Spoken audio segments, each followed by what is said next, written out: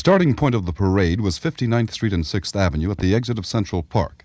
The leaders, the parade marshals, and the trucks with the floats and signs all met here. The various veterans groups, wearing their caps and campaign ribbons, were to lead the parade, followed by the two co-chairmen, Nobel Prize winner and civil rights leader Dr. Martin Luther King, and world-famous child care expert Dr. Benjamin Spock. I asked Dr. Spock why he was demonstrating. Well, I've been in the peace movement now for 5 years, and the attacks that I've been subject to are in the past.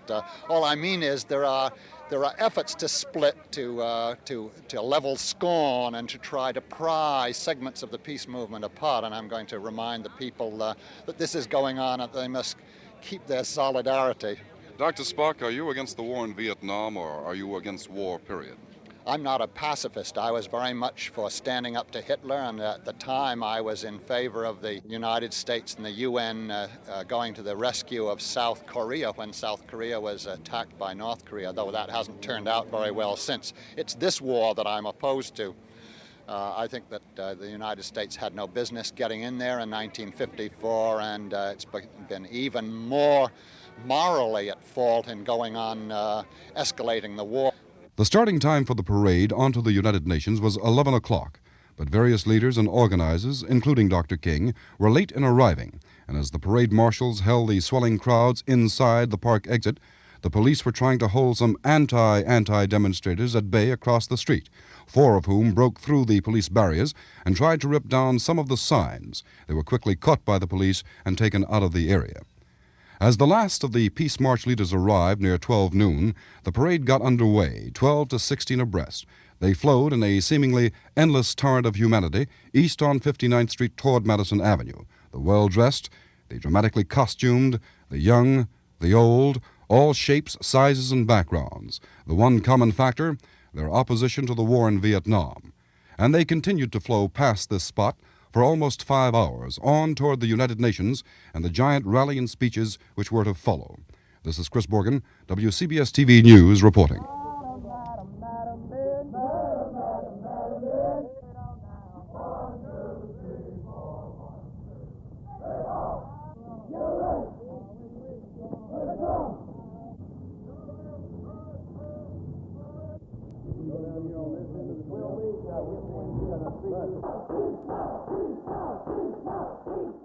We're veterans of this war. This is the first time that veterans of a war that is still being fought have come back to the war machine to tell us to stop that war, because we know that they're lying about it. We know it's being fought on a racial, imperialistic basis, and we want that stopped.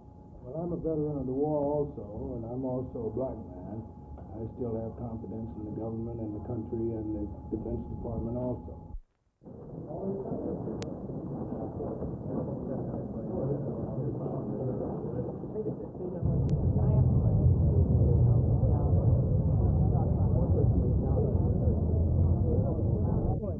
Somebody crossed the wall. We got to make up our own mind. We can't sleep here. We stay up all night. Those who physically can now. Those who can't, we shouldn't even ask this of them. That's what I differ with that. What are you going to do if they do come in here because somebody's been sleeping? What have you got for an alternative to what you're Okay, then we're hurting, man. Okay, I agree with that, but that's the chance we take as vets together. But how about the alternative? By the ruling, or we're going to sleep here. So on the first one, who's in favor of abiding by the ruling as a sleep? Is there anyone in favor of that? Who's in favor of sleeping in? With the non-violently. You are. Yeah, right.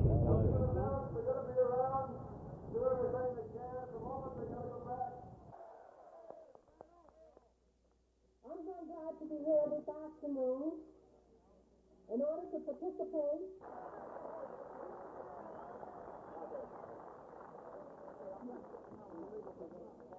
Well, I wish I had some good news for you, but I don't. I've just heard orally from the clerk of the United States Supreme Court. I have nothing in writing from the court at this time, but I'm advised by the clerk that the order of Chief Justice Berger as of last night has been affirmed by the whole court.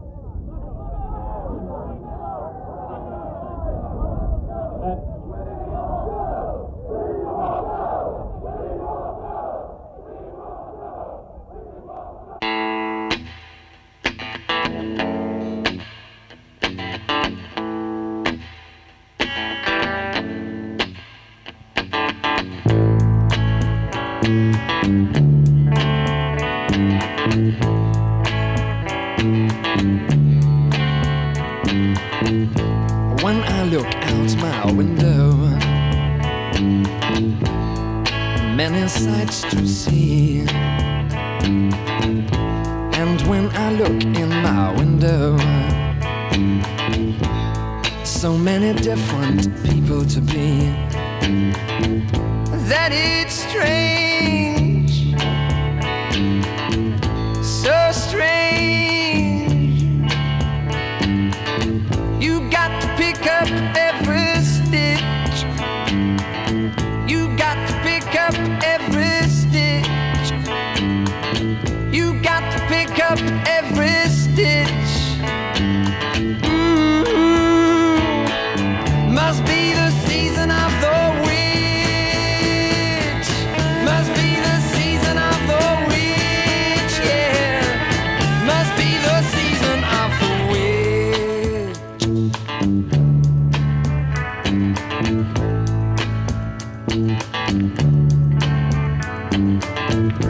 When I look over my shoulder, what do you think I see? Summer cat looking over his shoulder at me, and he's strange, sure is strange. You got to pick up every stitch. You got to pick up every stitch, yeah. Beatniks out to make it rich. Oh no, must be the season of the witch. Must be the season of the witch, yeah. Must be the season of the witch.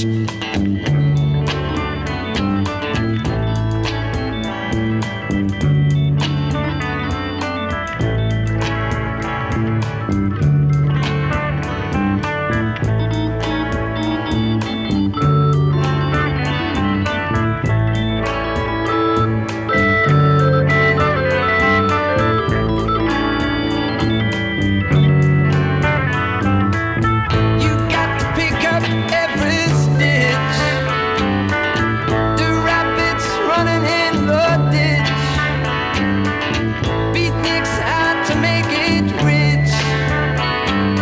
Oh no, must be the season of the witch. Must be the season of the witch. Must be the season of the witch. Where'd I go?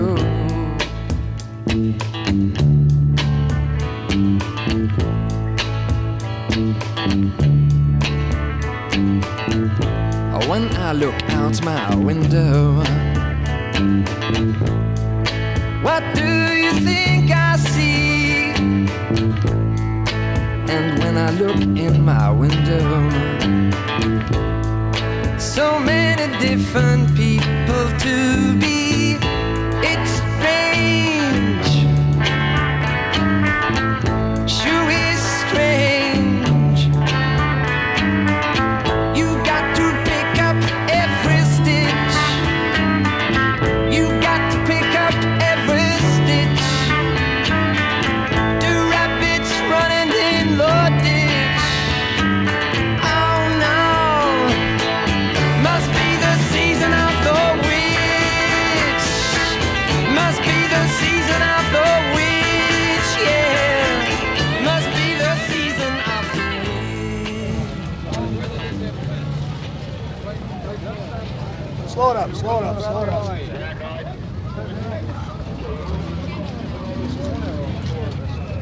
Is that bit cold?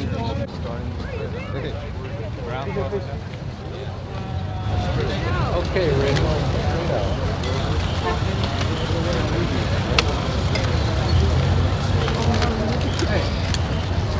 Hey, down there. That's part of the White House.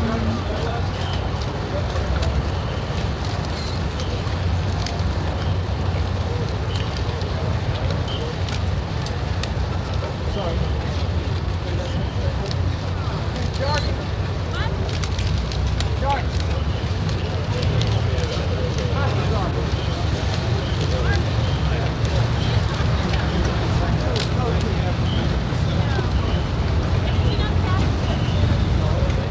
Richard Hornbeek, Mobile, Alabama, ex-Marine Sergeant. 2 presidential unit citations, one for the murderer Johnson, 1 for Tricky Dick, another murder, and the rest a bunch of crap.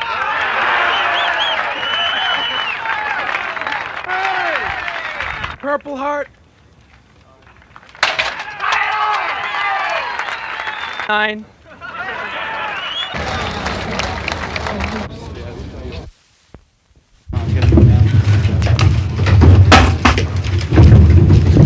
My testimony concerns the leveling of villages for regional credentials. Now they've begun to hold national meetings of their top organizers, like this one in St. Louis this weekend. John Kerry, he is only one of their leaders, but he has helped bring them to national prominence. Obviously from the upper classes with an Ivy League background, Kerry is not typical of the group. Some of the veterans are suspicious of him because of his success with the media and because they feel he may be using the organization as a springboard for his political ambitions. But no one denies that he shares their basic objectives. We're trying to stop the war and affect social change in the country. We're trying to change the country from a war society to a peace society, and that involves a struggle at many levels. The anti-war veterans group has been in existence for 4 years, but without much success until recently. A year ago, they had about 500 members and $165 in their treasury. This year, they claim 10,000 members and are talking about an operating budget of $93,000 for the coming year. The money comes from wealthy liberals, speaking engagements, and membership dues. Still, even 10,000 members is only a fraction of the 2.5 million veterans who have served in Vietnam. So many critics charge that the anti-war vets have received attention completely out of proportion to their importance. Others think the anti-war vets speak for a much larger group. It's been shown in recent studies that no matter how a veteran comes out politically, he's likely to be confused and disturbed and to feel tainted by the war. And in this sense, the message of the anti-war veterans has some resonance for all veterans and for the society, quite beyond their numbers. There wasn't any evidence against the war. I thought about it and I just felt like I was morally responsible, like to the people that hadn't been there, to let them know, what's really going on. Every word of the testimony that was given in the Winter Soldier film. What's the matter? You baby son or mama son? Huh? Huh? How many baby son you have, huh? You sure? Stop! Reject that war. So much so that many of them are throwing away their own medals. Not only are they throwing away medals, but they are organizing as the Vietnam Veterans Against the War. And they are going about the country, testifying publicly in their efforts to make people understand their objections to the war. In many cases, testifying about atrocities they say they themselves committed in Vietnam. My testimony involves burning of villages with civilians in them, the cutting off of ears, cutting off of heads, torturing of prisoners, calling in of artillery on villages for games. Next, Mr. Chairman, executive report. Admittance of new coordinators. Does anybody have any discussion?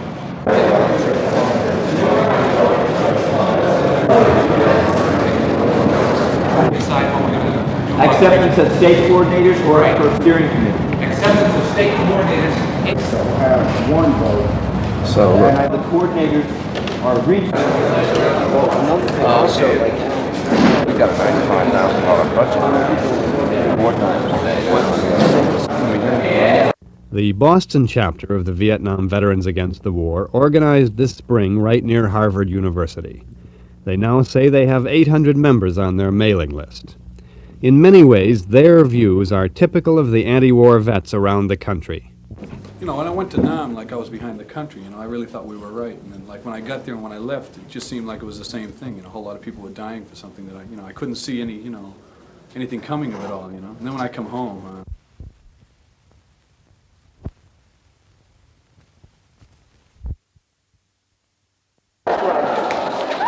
Sometimes the veterans use shock tactics in their attempt to make Americans face the reality of what is going on in Vietnam, like this guerrilla theater in the center of Boston.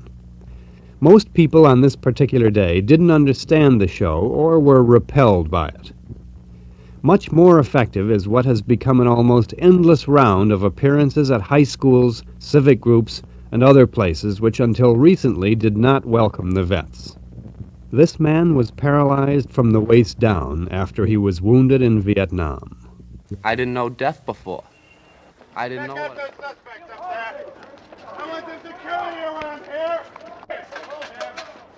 Hey! Get that murder!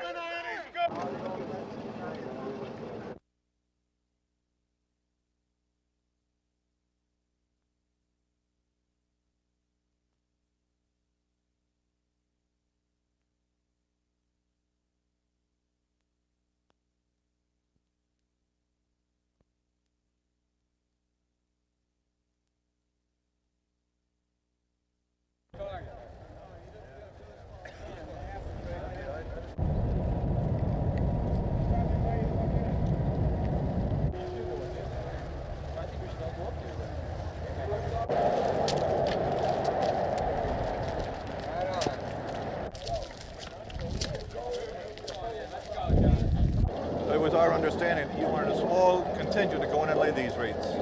We want permission to lay the wreaths. All of you? No, we'll send a delegation in to lay the wreaths. If you don't mind sending a delegation, I will escort them to wherever they want to lay their wreaths.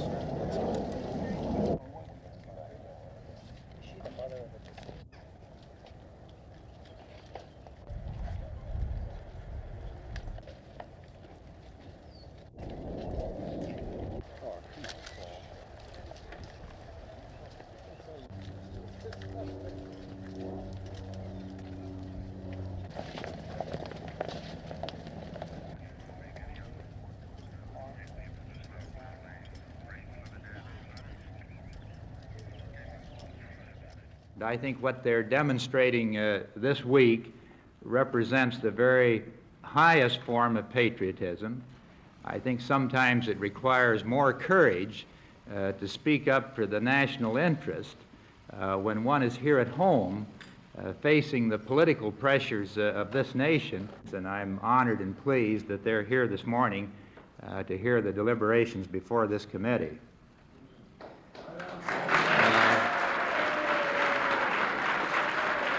Veterans of Vietnam now, a story for Veterans Day. It's a matter of record that at a reunion long after the Battle of Gettysburg, the very old gentleman who once fought for the North rushed upon the very old gentleman who once fought for the South, not to recreate their original charge, but to embrace those others who were veterans like them. Something just a little like that has just happened for the first time between veterans of the war in Vietnam. Terrence Smith reports our Sunday morning cover story.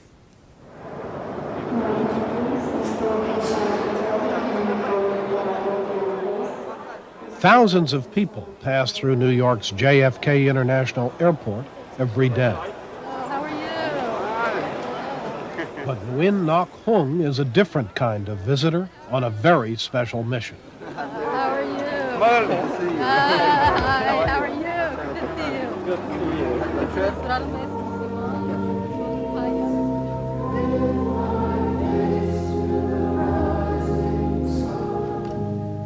Brothers and sisters, my friend and I have come a long way from Vietnam to reach our hand to you for solidarity, reconciliation. Reconciliation of old enemies. Hung, a former North Vietnamese soldier, is in this country as the guest of American veterans of the Vietnam War to do what he can to repair the breach between the two countries.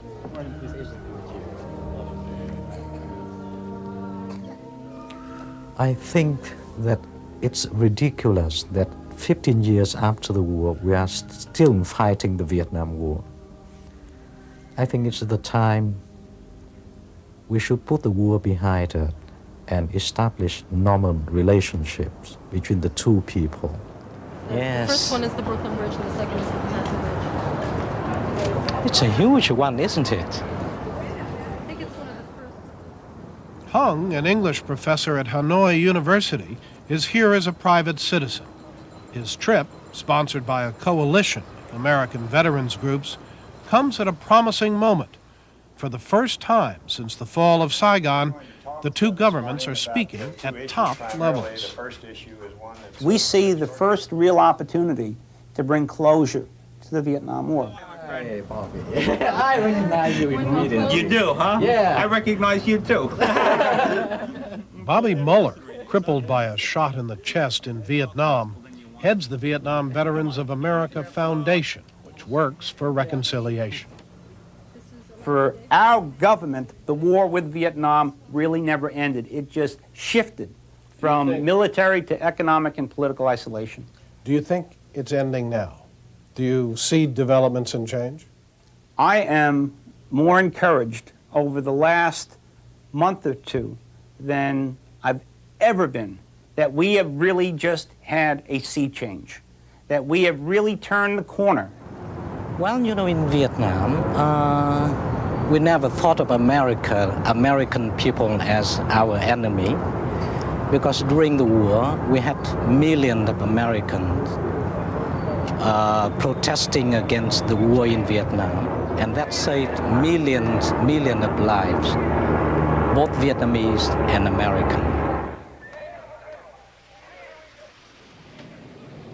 Hung was a student in Hanoi when he was drafted into the North Vietnamese Army and sent south along the Ho Chi Minh Trail to fight the Americans. 20 years later, he recalled some of his experiences in an interview with correspondent Morley Safer on the CBS News broadcast 60 Minutes. I was once chased by a helicopter, and I had to dive into the bush and, you know, wriggle around and get away. Deadly helicopter. The sound of a chopper, even over Manhattan, still gets his attention. The helicopter here, you know, appear not in the jungle, all surrounded in peaceful buildings and movement of the people like this. No, they don't remind me of the jungle at all. There's still Americans in Vietnam? Sorry? There's still American prisoners of war in Vietnam? That is a very touching question. A yes or a no wouldn't do here. Now let me The estimated 1,700 Americans still listed as missing in action is both an emotional and political obstacle to better relations with Hanoi. Hung doesn't believe there are any American prisoners left alive in Vietnam, but he stresses that finding and identifying remains is itself an enormous task. His own brother is one of approximately 300,000 Vietnamese missing in action. Now, yesterday I met a black Marine who fought in I Corps in Vietnam. I asked him a question. Did you kill anybody in Vietnam? He did. What did you do with the enemy you killed? Now, he kicked him into the hole and buried him. I asked him whether he could go back to Vietnam and help to fight the place. And he said, look guys, we don't have the means. Do you think the Vietnamese people have the means? When I went to Vietnam, I was 19. I grew up in the suburbs of Jersey. I was innocent, naive. I didn't do anything that I'm proud of at all. And I feel my participation was wrong. And I feel that I've carried that around a long time. But I looked at this opportunity in this situation to make a direct amends and to say I was wrong for being there, and I'm sorry. On the fourth day of his tour, Hung joined a therapy session at a Vietnam Veterans Outreach Center in Manhattan. Many of the veterans are just coming to grips with the personal and psychological after effects of the war. And I remember realizing the first time I was under fire that it wasn't personal. But when the helicopters came in, I said, kill them, get them, because they're trying to get me. You got to get them first. The veterans told Hung the stories that have haunted them for the last 15 or 20 years. So I was having nightmares about civilians. They were dragging bodies out with meat hooks. I still have a terrible noise problem where somebody banging next door, I go into a rage. But it's such a combination of different things that for over 20 years, until finally it all comes to the surface, and then I had the whole war going through my head like a videotape. I could see it, smell it. Sometimes, I dreamt of the war, and I remember very clearly, vividly, as you say, like a videotape, the day when I had to bury my close friends, the day when the B-52 came and, the bomb tore another person into pieces. And that came back again and again. Beside the destructions of the bombs and the Agent Orange and many other things, we had more suffering. More people died because no medicine and no other thing. It's time we got to stop the war.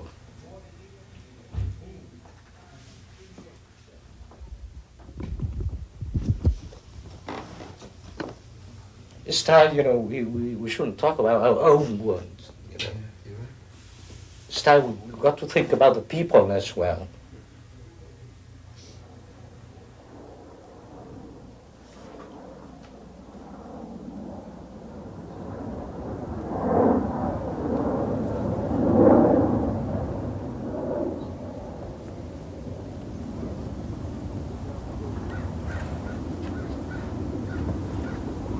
Excuse me, who are you looking for? Well, for a few. I found a couple. Guys I served with, why? I guess the thing you ask yourself is, why are they there and you're here? The suffering is the same everywhere.